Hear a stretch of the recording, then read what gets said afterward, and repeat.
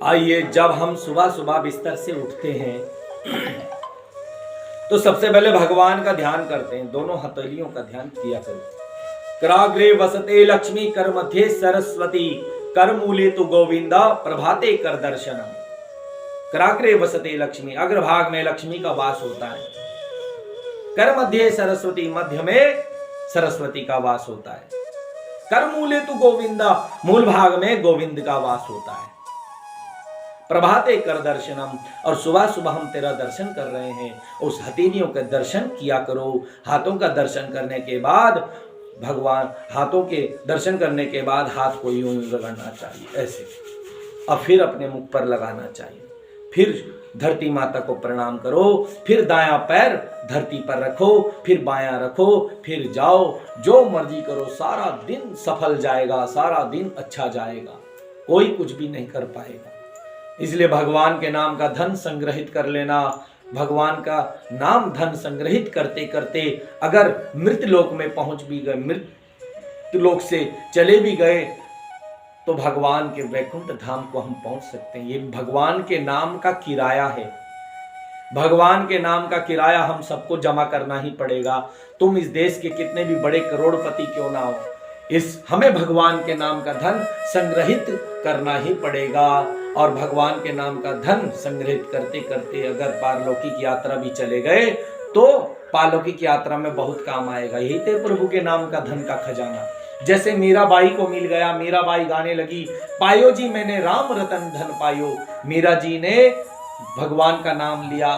मीरा राजस्थान की थी। मीरा के प्याले में, उस अमृत के प्याले में जहर मिला दिया गया, लेकिन सज्जनों वो अमृत बन गया, क्योंकि वो 24 घंटे भगवान के नाम का सुमिरन करती रहती।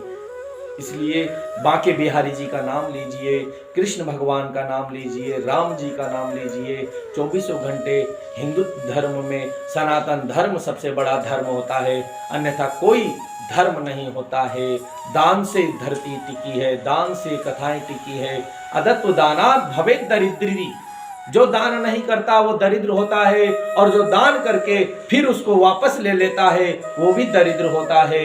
इसलिए अगर दान करते हो तो वापस भी नहीं लेना चाहिए। दान की महिमा बताई गई है। और दान कौन करता है? दान लेने का अधिकारी किसका है?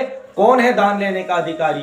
ब्राह्मण ही दान लेने का अधिकारी नहीं, अधिकारी सभी हैं। जब कोई पिता अपनी पुत्री का विवाह करता है तो कन्या का दान कर देता है, कन्या का दान कर देता है। दान करने का अधिकार सबको है, दान लेने का भी अधिकार सबको है। अदत्व दानात् भवेत् दरिद्री, जो दान नहीं करता वो दरिद्र होता है। इसलिए हमारे यहाँ दान की महिमा सबसे ज्यादा बताई गई है। इसलिए जो हम कथाओं में जाते हैं, श्रवण और मनन चिंतन करते हैं, अच्छी बातों का श्रवण करना, बुरी बातों को एक कान से निकाल देना। इसलिए जो बात मानने योग्य है उस बात को मानना, और जो बात मानने योग्य नहीं है उस बात को वहीं छोड़ देना। इसलिए बड़ी मुश्किल से मनुष्य का जीवन मिलता है।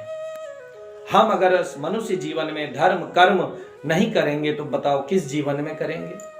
पशु पक्षी जानवर ये सब इस कथाओं को सुनते हैं, सब सुनते हैं, लेकिन एक पक्षी ऐसा है, तोता, जो उस कथा को श्रवण भी करता है और मनन भी करता है और चिंतन भी करता है।